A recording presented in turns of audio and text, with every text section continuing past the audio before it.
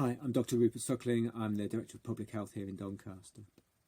I wanted to start this week's update by thanking all of you for your efforts to bring the infection rates down. Our rate has now dropped to 253 infections per 100,000 people for the period of 14th to the 20th of November, and the number of people who are testing positive has fallen now to under 11%.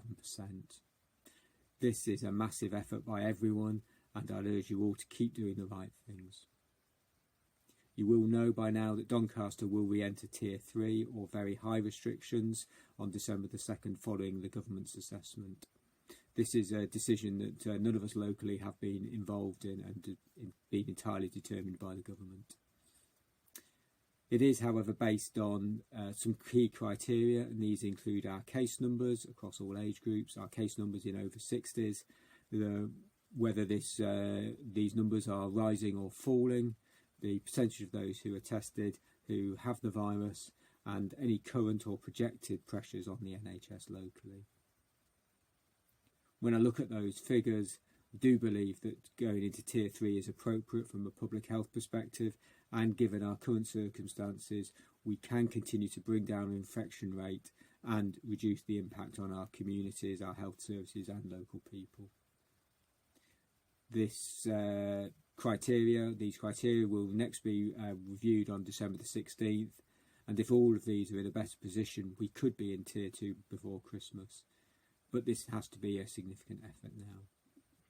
I will be writing to schools, care homes, businesses and other education providers, voluntary faith and community sectors and other partners to set out what the new Tier 3 restrictions mean, but also to thank everyone for their support and to set out any further guidance that we may need to follow. I'd ask you to all follow the restrictions guidance, which you can find on the government website and on social media channels. I have previously mentioned that Doncaster is to pick up local test and trace work, and this will help us find where the infections are, any hotspots or areas where the disease is stubborn, and will help us to intervene on the ground to break these chains of transmissions. From early December, we'll be able to act on this, and there'll be more information about this shortly.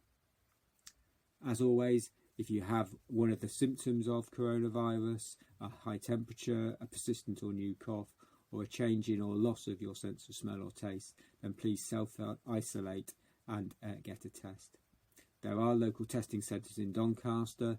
They have got capacity and availability, so you shouldn't be sent long distances for a test. So thank you all again. Keep this up, and if we keep getting our infection rate down, we hope that we will be able to open up Doncaster in the future. Thank you.